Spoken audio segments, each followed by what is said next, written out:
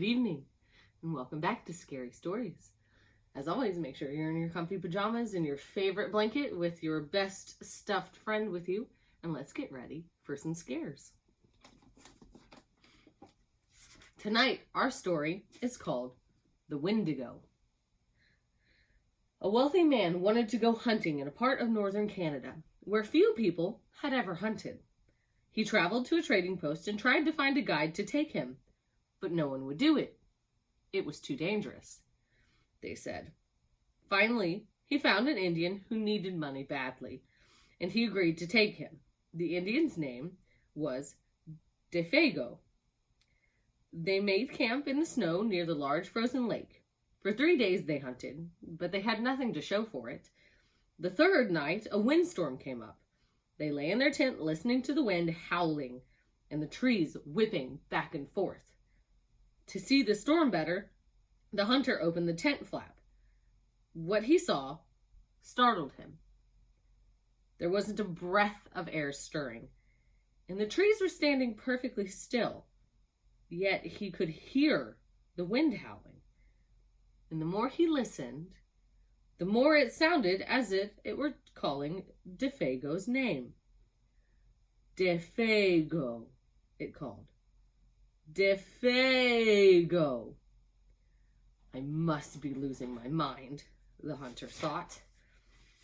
But Defago had gotten out of his sleeping bag. He was huddled in a corner of the tent, his head buried in his arms.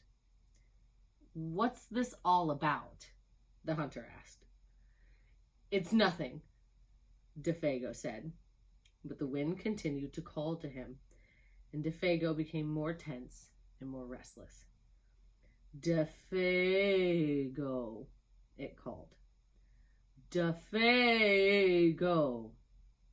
Suddenly, he jumped to his feet, and he began to run from the tent. But the hunter grabbed him and wrestled him to the ground. "You can't leave me out here," the hunter shouted.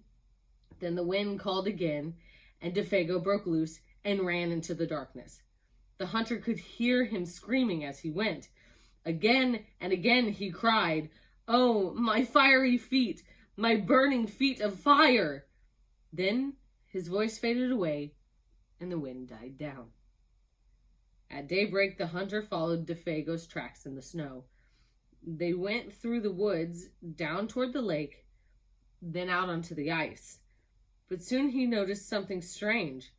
The steps Defago had taken got longer and longer. They were so long, no human being could have taken them. It was as if something had helped him to hurry away.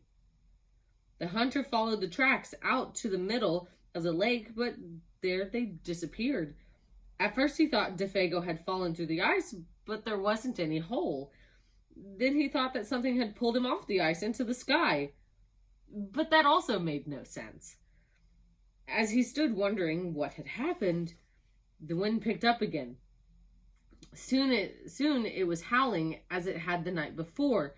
Then he heard Defago's voice. It was coming from up above, and again he heard Defago screaming, "My fiery feet, my burning feet." But there was nothing to be seen. Now the hunter wanted to leave the place as fast as he could. He went back to camp and packed. Then he left some food for Defago, and he started out. Weeks later, he reached civilization. The following year, he went back to hunt in that area again.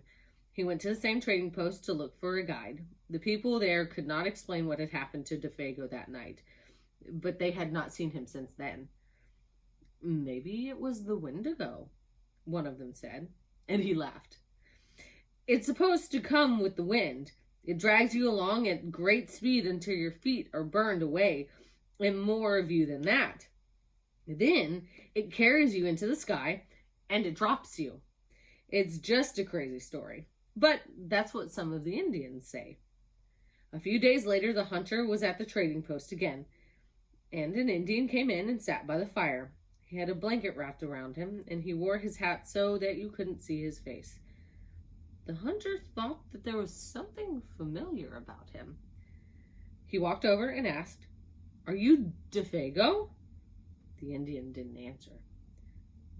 Do you know anything about him?